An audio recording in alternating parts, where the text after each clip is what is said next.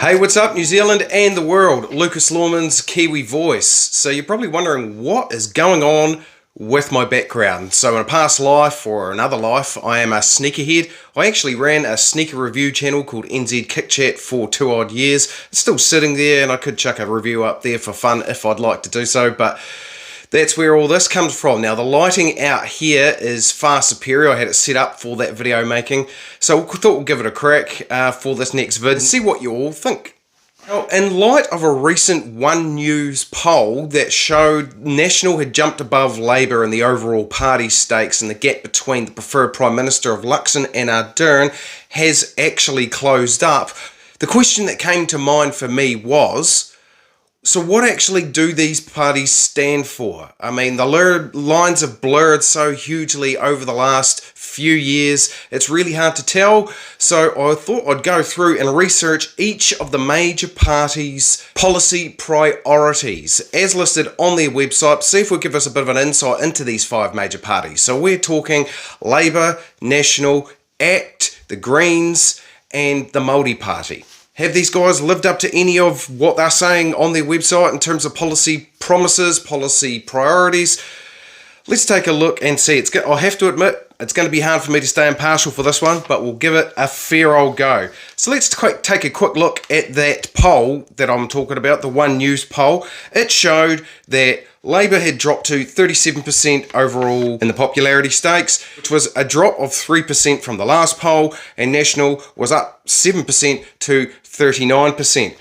The other parties, obviously, Green and ACT, hovering around that 9-8% mark, although ACT has continued to freefall. At one stage, last quarter last year, they were looking almost at around 15% at some point. Now, or mid last year I should say. However, now they've dropped all the way down to 8%. That would reduce their seats in Parliament. And the Māori Party still polling on 2%. So no changes there.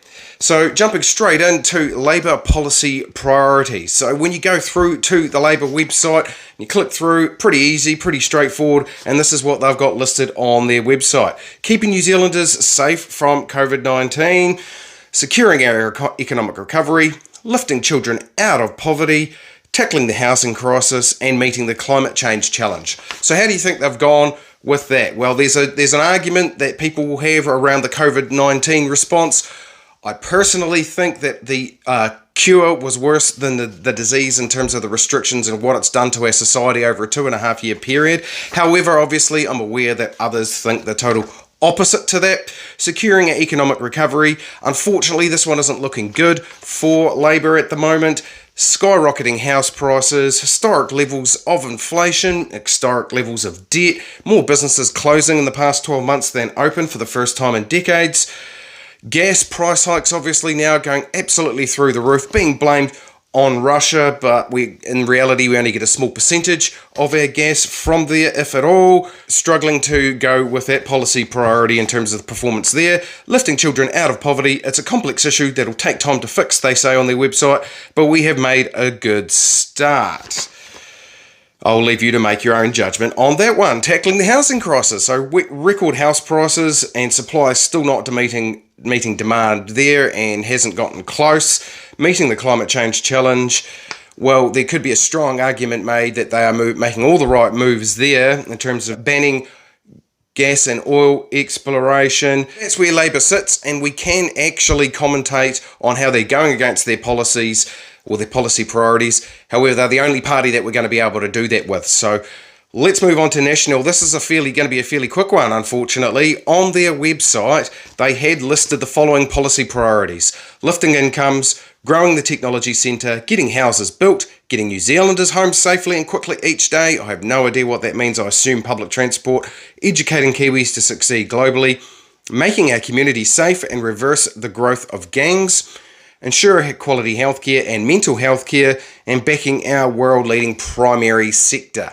Unfortunately, though, they don't go into any detail directly linked to these policy priorities to be able to explain how they're going to do that. There is a bunch of other information and a bunch of other resources on their website, which you might be able to, I just didn't have the time to go through and actually directly link them to these. Not the most user-friendly website for National. What about the Green Party? Well, so the Green Party lists the future of, as you would expect, all very heavily environmentally focused. Future of transport. So that, according to their blurbs on their website, that means moving to electric, vehicle sharing, public transport, cycling, and more. Thriving oceans is one of their key policy priorities. They want to review the current quota system for commercial fishing. They want to ban certain types of practices for commercial fishing, such as bottom trawling. So that's them there. Farming for the future, using the healthy food and farming fund idea that they have detailed on their website there. So removing pesticides, that sort of thing.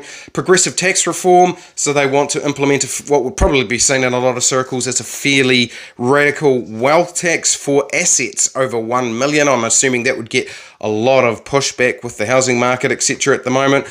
Homes for all. There seems to be a common theme across most parties. Housing is seen as an issue in New Zealand. The Greens want to increase supply and add a bunch of regulation to all the sales and purchase side of things to ensure that the house is warm and healthy. They want to implement a clean energy plan. They want to throw tens of millions of dollars at solar, insulation, batteries, banning coal boilers in the first 100 days is one of the key things they would do if they had the power to do so. And they have a poverty action plan, which is basically their version of benefit reform. Now, ACT, jumping onto their website, they've got a bunch of detail there and it's fairly clear. Economic recovery from COVID is one of their priorities. They'd do this through tax cuts. They want to remove the 39% tax rate. They want to allow easier foreign investment and reinstate 90-day trial periods for businesses to take away some of the risk there for them. Transforming mental health. They want to rename the current Mental Health and Wellbeing Commission to MHANZ, the Mental Health and Addiction New Zealand. They want to make it a neutral body and invest in that. SME-focused policy, so small to medium enterprise-focused policies to try and reverse the decline in small business that has occurred over the last few years.